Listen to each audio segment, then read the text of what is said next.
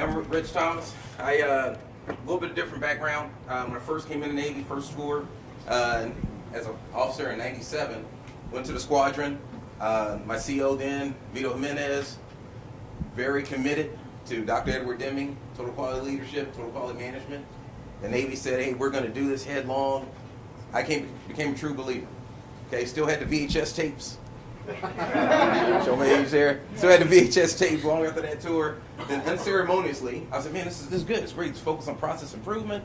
We're going to get better. We're going to listen to the folks that are actually turning the wrenches. That's where we can really learn from, not the officers making decisions leading above. This is outstanding. And unceremoniously, they just released a message in 2001, NAV admin, an all-Navy message. It says, hey, we ain't doing that no more. There's a new dude, Franklin Covey, 7 Habits. Read it. All right? And so I was like, man. So then I heard about Next Jump in May, went to an OSO conference, and we're voting. The first proposal was, hey, download the app. We're going to vote on it.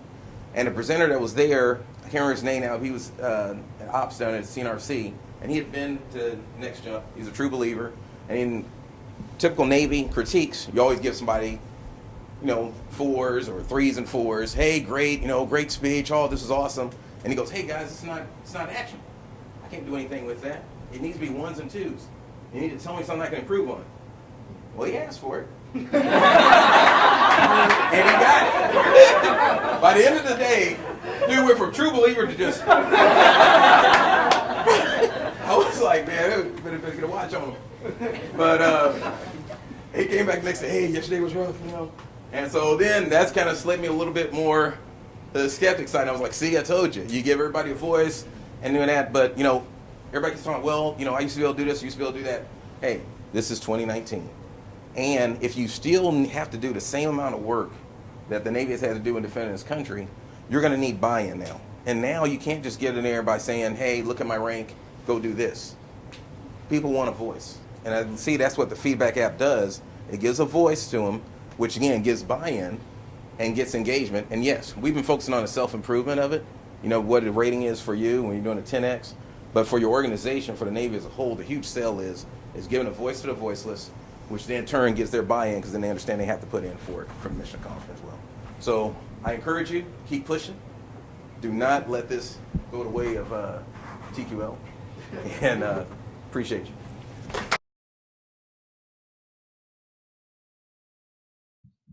All right, well, first of all, this is a huge step. I do not like talking in front of people, and especially until it's something I'm comfortable with. And that's kind of always been a downfall for me. I'm kind of quiet, introvert, and then once I feel comfortable, you can't shut me up.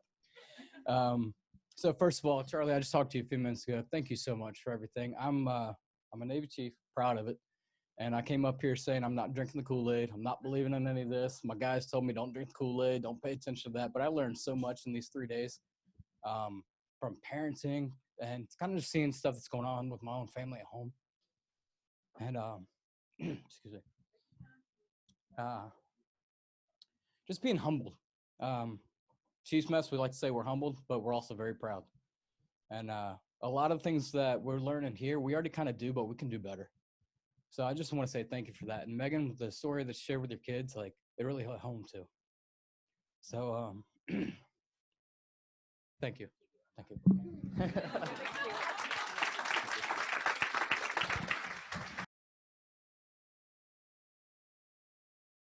Trust, I don't need that. We'll see though. So I've thought about what I was gonna say for everybody else's speeches like that whole time.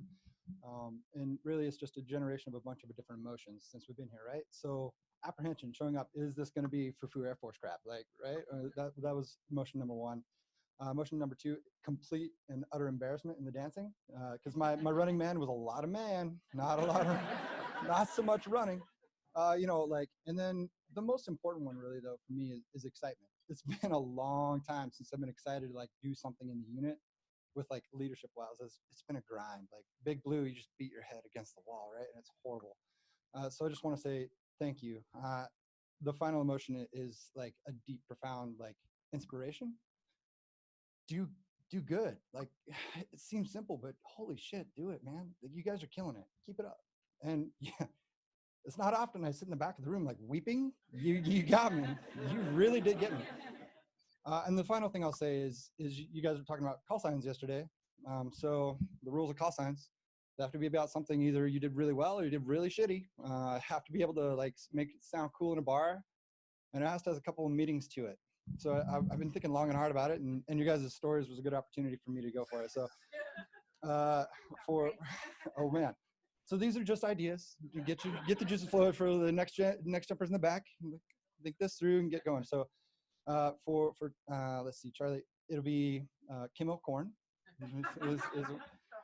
Chairman Corn, or I actually really like Colonel because of the multiple meanings, like Colonel with a K, because one, that's fucking hilarious, and two, a colonel is a leader, and you are clearly a leader, right? But more importantly, a colonel is a seed, right? And you're planting the seeds of good in the world.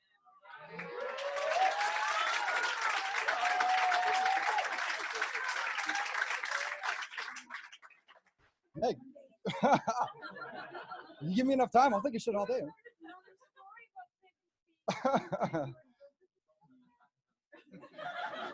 Either I'm sorry or I'm welcome, one of the two. All right, and then for Meg, you got a couple as well. So Beast, because you said it, and I was like, fuck yeah, she's a beast. But it stands for, better end of a strong team, BAST, right? And then the second one is bot, because you sit in the back and you send data, right? I saw you on the side, just here's some data, here's a data, like a freaking robot, BOT, like bot, but in a good way. But the real meaning is Bass on Tuesday, because that's what's important. Like that hit me right here. Thanks. Yeah.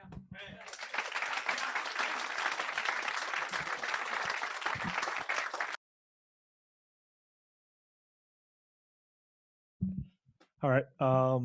First of all, thank you to all the next jumpers, but Charlie and Megan, first of all, it's just so humbling to have you guys shout me out and speak so highly of me. To hear how people could get invited to this thing once. This is my third. It's just really humbling. The fact that I can knock on your door and spend time together and pick your brains is one of the greatest honors of my life. So just want to say thank you first and foremost. And then get to a little bit of some storytelling, kind of what this has done for me in the last year, the way it has me running my program. I recently, maybe about a month ago, one of my coaches, who's really high energy guy, was low energy. And normally before being involved with Next Jump, I would have been pissed off and said, what's going on with my guy, and why step it up? Hey, get your shit together and start working harder. And instead I said, is everything okay? And he said, yeah, everything's okay, but it clearly wasn't. So he was leaving and I walked out with him and I said, well, Dom, is everything okay? And he shared with me that his aunt, who had raised him, had just died. And we walked around the block together, maybe 5 or 6 or 7 times, and just talked and being there for him. And then he told me that nobody's ever done that for him. No one's ever cared about him enough to take the time to get to know him and ask him that question. And that's the type of difference that being here has made on me as a leader. I think it's making that difference with everyone. Instead of getting pissed off, we say, is everything okay? And we take the time to not assume the worst, but figure out how we can help. So that's what it's done. That's how important this place is to me. That's what it's done for me. Now I want to talk a little bit about what it's doing for me in terms of where it's going. Running Steady Buckets has been my life for the last 10 years. It's gone from very small to very big pretty quickly. And just managing expectations of really what I want out of the organization has been very difficult. I spoke a little bit about it at the Avengers ceremony. How at times I just wanted to say, let's go backwards and make it simpler and make life easier. And I really had an awakening that that's not what I wanted. I wanted to keep pushing and keep making it better and better. And that just continues to increase. The first time you hear change the world through workplace culture, I think you're lying if you don't say you thought bullshit, right? Because how do you change the world? You really want to change the world. And then it starts to make sense when you spend time here. It starts to make a little more sense. And I've seen my vision of Steady Buckets go from help a couple kids in my neighborhood to grow something that could be citywide, to wanting to run the best youth basketball program in the city, to wanting to run the best youth sports program in the world, to wanting to change the world through youth sports. And kind of that was a realization I had this time around was it's not BS. You can change the world. And my goal is not to run the best program. It's to change the world, change the game, and help other people do what I'm doing. So it's not just my organization that's thriving, but youth sports as a whole is broken. Like so many things are broken in this world. Youth sports is broken. It has this great potential to be life-saving to so many people, and yet it fails 70, 80, 90, 95, 99% of kids who grow up playing youth sports. And to kind of come to grips with a new goal of changing the world through youth sports just gives me energy. It gives me excitement. It gives me a goal that I didn't think was possible even on Wednesday. So, I mean, every time I come here, every time I'm asked to be a part of this, I feel lucky, but I feel like I get better at what I do. And I feel like my goal, talk about 10X, my goal just 10X, the impact I want to make on the world just completely changes and expands. And so thank you. I look forward to it's only been a year that I've been involved around here. It feels a lot longer, but I look forward to the next year and the next year. So thank you for everything.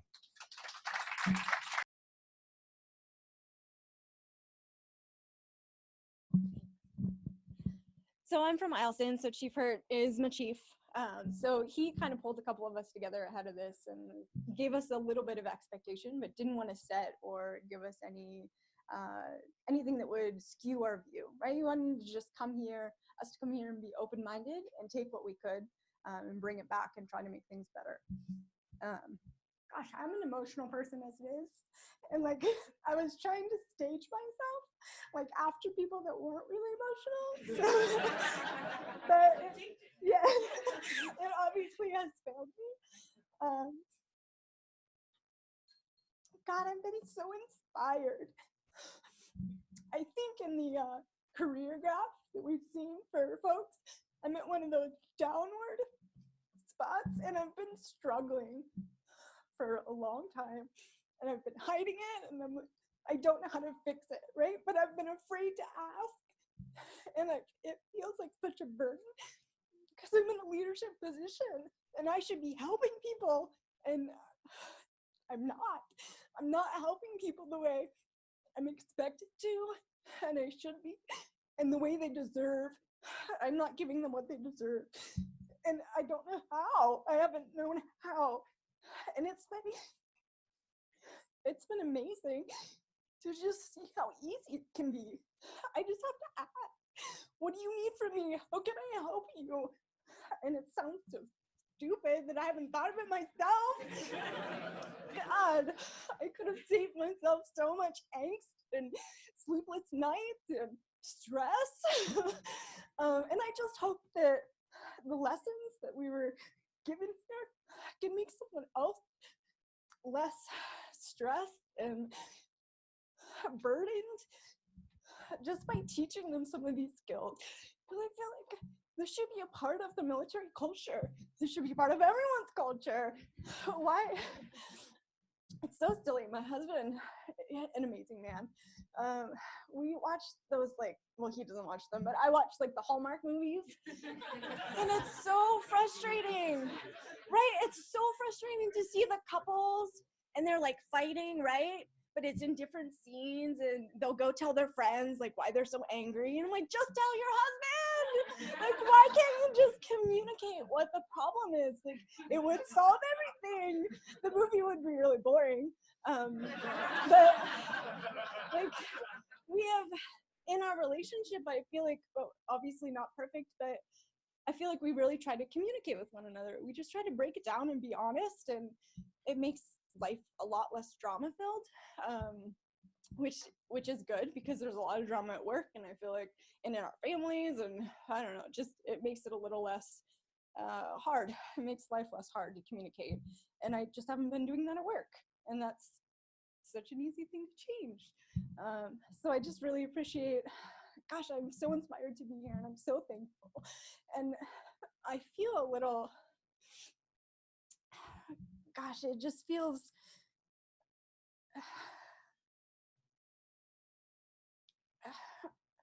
I want everyone to have this experience. I really do. Like, I sincerely want everyone to have these tools, and I just hope that our little team of IELTS folks can take it back and really spread the message and give everyone this opportunity. So thank you to the team, to our quiz directors, to our leaders, and everybody in between. I mean, gosh, all the next jumpers have been so amazing and just so open, and they share stories, and they're not unwilling to give everything back. From like showing us where the bathrooms are like 15 times to the gym is this way, you should know by now in their heads, but it's this way. And just thank you so much for everything. It's been incredible. So thank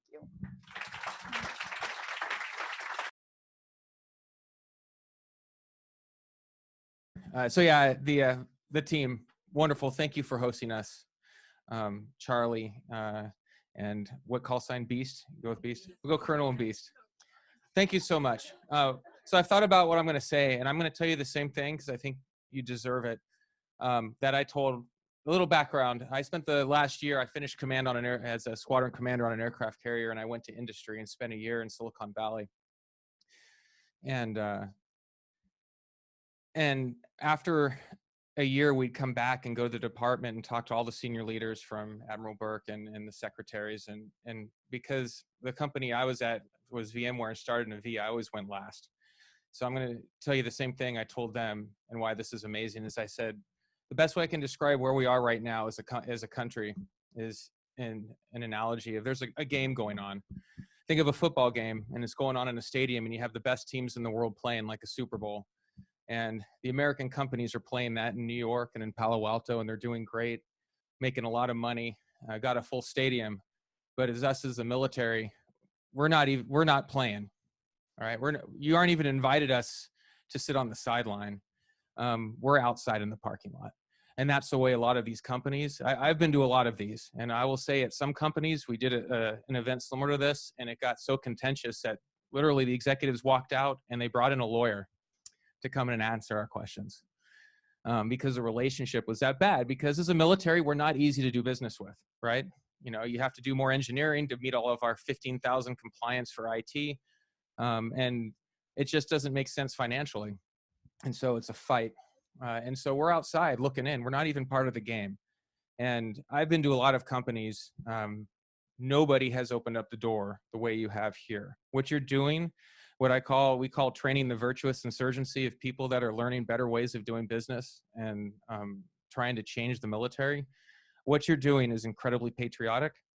And I just want to say thank you for picking us as your partner because you've opened up the door to bring us into the game better than anyone else. And I think the future of our country depends on it. If we don't get it right, I think we're in big trouble. And Admiral Burke and his team brought us in as part of a major reorg in the Navy to change the way we do business, to turn it into a learning organization with a growth mindset. And I just want to say we'll fail if we don't have partners like you. So I just want to thank you for doing this. Keep doing it. Keep showing us the ways and being a partner because it's best for our country. And no one's leading the way like I've seen you do it. So thank you very much.